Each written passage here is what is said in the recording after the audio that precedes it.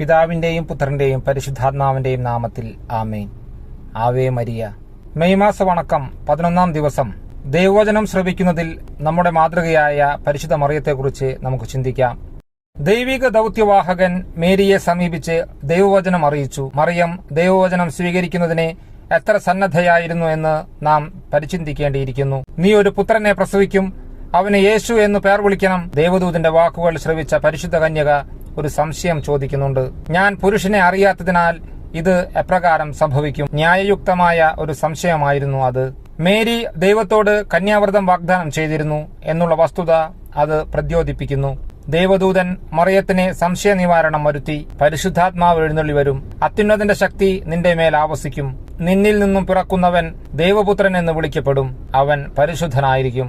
മേരിയുടെ പ്രശ്നത്തിന് ദേവദൂതൻ പരിഹാരം നിർദ്ദേശിച്ച ഉടനെ പരിശുദ്ധ കന്യക പ്രതിവചിച്ചു, നിന്റെ വചനം പോലെ എന്നിൽ ഭവിക്കട്ടെ. ഇപ്രകാരമുള്ള സന്നദ്ധത ദൈവവചനം സ്വീകരിക്കുന്നതിൽ നമുക്കുണ്ടോ?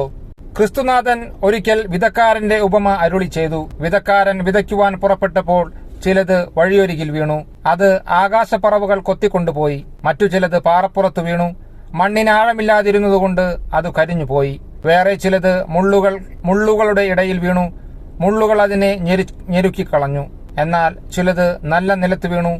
അവ 100, 60, 30 മേനി വിളവ് നൽകി. ദൈവവചനം സ്വീകരിക്കുന്ന 4 തരക്കാരായ വ്യക്തികളുടെ മാതൃകയാണ് ഈ ഉപമയിൽ പ്രതിപാദിച്ചിരിക്കുന്ന വിത്തുകൾ.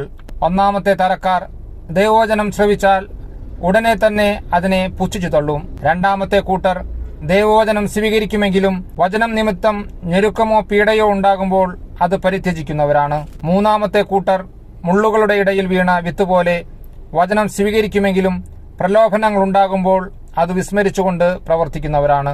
നാലാമത്തെ കൂട്ടർ ദൈവവചനം സ്വീകരിക്കുകയും അതനുസരിച്ച് പ്രവർത്തിക്കുകയും ചെയ്യുന്നവരാണ്.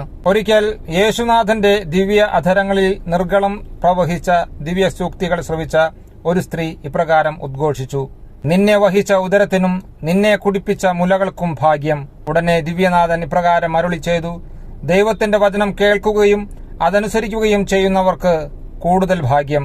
മിശിഹ ഇവിടെ പരിശുദ്ധ കന്യകയുടെ യഥാർത്ഥത്തിലുള്ള മഹത്വം അടങ്ങിയിരിക്കുന്നത് എന്തിലാണെന്ന് നമ്മെ മനസ്സിലാക്കി തരുന്നു. ദൈവവചനം ശ്രവിച്ച് അതനുസരിച്ച് പ്രവർത്തിച്ചതിനാലാണ് അവൾ ഭാഗ്യവതിയായിരിക്കുന്നത്. അതിനാൽ നമുക്ക് നമ്മുടെ അനുദിന ജീവിതത്തിൽ ദൈവവചനം ശ്രവിക്കുകയും അതനുസരിച്ച് പ്രവർത്തിക്കുകയും ചെയ്യുന്നതിനെ പരിശ്രമിക്കാം. എല്ലാ ദിവസവും വിശുദ്ധ ഗ്രന്ഥ പാരായണത്തിലൂടെ ദൈവവചനം ശ്രവിക്കാം. ദൈവവചനം ഇരുമുനവാളാണ്. അത് ശ്രവിച്ച് പ്രാവർത്തികമാക്കുന്നത് രക്ഷാകരമായിരിക്കും. എന്നാൽ അതിനെ അവഗണിക്കുന്നവർക്ക് നാശത്തിനും കാരണമാകും. വിശുദ്ധ അൽബത്തോസ് ഒരു വൈദിക വിദ്യാർത്ഥിയായിരുന്ന കാലത്ത് അദ്ദേഹത്തിന് പരിശുദ്ധ കന്യകയോട് അതിയായ ഭക്തി ഉണ്ടായിരുന്നു. എന്നാൽ കുറെ കഴിഞ്ഞപ്പോൾ അദ്ദേഹത്തിന് പഠനത്തിൽ വലിയ ബുദ്ധിമുട്ട് അനുഭവപ്പെട്ടു. കൂടാതെ ഡൊമിനിക്കൻ സന്യാസഭാംഗമായ അദ്ദേഹം സന്യാസ ജീവിതം പരിത്യജിച്ചു പോകുവാൻ തീരുമാനിച്ചു. ഒരു ദിവസം പരിശുദ്ധ കന്യക അദ്ദേഹത്തിന് പ്രത്യക്ഷപ്പെട്ട് അദ്ദേഹത്തോട് ഇപ്രകാരം അരുളി ചെയ്തു, മകനെ, നീ ഈ സന്യാസത്തിൽ നിലനിൽക്കുക. നിനക്ക് സന്യാസ ജീവിതം നയിക്കുന്നതിനുള്ള എല്ലാ അനുഗ്രഹങ്ങളും ഞാൻ എന്റെ ദിവ്യകുമാരനിൽ നിന്ന് പ്രാപിച്ചു നൽകുന്നതാണ്. വിശുദ്ധ അൽബത്തോസ് തത്ഫലമായി സന്യാസ ജീവിതം തുടർന്ന് നയിക്കുവാൻ തീരുമാനിച്ചു.